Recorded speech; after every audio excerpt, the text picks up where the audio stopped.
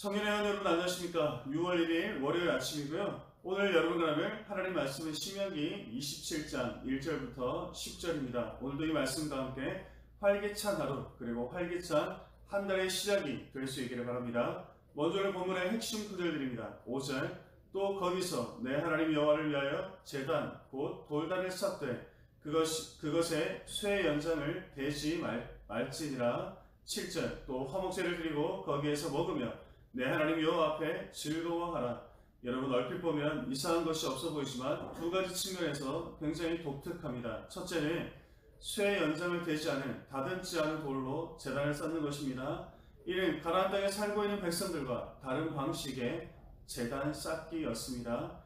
여러분 가나안 땅에 살고 있는 사람들은 철기 문화를 발전시켜 쇠 연장을 가지고 돌을 제단할 수 있었습니다. 그 결과 그들은 화려하고 아름다운 제단을 만들 수 있었습니다. 하나님 없이도 얼마나 아름다울 수 있는지를 보여주는 것이죠. 자, 그러나 이스라엘 백성들은 다듬지 않은 돌로 제단을 쌓았습니다. 이를 통해 화려하지 않지만 하나님이 그들을 다스리고 있다는 표현을 했던 것입니다. 두 번째는 화목제를 드리고 음식을 나눠 먹는 것입니다. 이 역시 가나안 땅에 살고 있는 백성들과 다른 방식의 제사였습니다. 가나안 땅에 살고 있는 사람들은 어땠습니까? 그들은 나눠 먹을 수가 없었습니다. 오히려 인신 제사까지 드리며 자신들의 신에 대한 절대적인 복종만 있었던 것입니다. 즉 화목제를 드리고 음식을 나눠 먹는 것은 하나님이 우리를 얼마나 사랑하고 있는가에 대한 표현이었던 것입니다. 이스라엘 백성들은 가나안 땅에 들어가 자신들만의 독특한 문화를 발전시켰습니다. 다듬지 않은 돌로 제단을 쌓았고 제사 후에 음식을 나눠 먹었습니다. 이를 통해 자신들이 하나님을 믿는 백성이라는 것을 보여주었던 것입니다.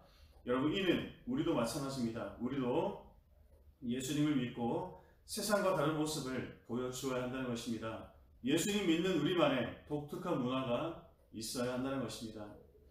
제가 어릴 때는 문학의 밤이라는 것이 있었습니다. 연말이 되면 교회에서 각 학년이 한 가지씩 발표를 준비합니다. 어떤 학년은 연극, 어떤 학년은 독창, 중창, 합창, 찬양인도 그리고 사회까지 있었습니다.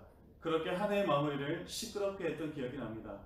준비하는 과정이 복잡하고 힘들었지만 이를 통해 친밀해지고 그리고 교회를 사랑하게 되고 우리도 하나님께 무엇인가를 드린다라는 느낌을 받을 수 있었습니다. 자, 그러나 오늘 우리는 어떻습니까?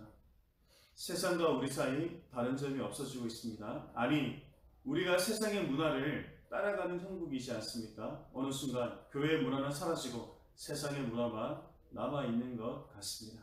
자, 그러나 여러분, 예수 믿는 것은 분명 세상과 다른 것이 있어야 합니다. 무분별한 세상의 문화를 따라가는 것은 분명히 문제가 있다는 것입니다. 여러분, 오늘 우리만의 독특한 문화를 발전시킵시다. 우리가 예수 믿고 있다는 것을 온 세상에 알릴 수 있는 우리 모두가 되기를 주님의 이름으로 간절히 소원합니다.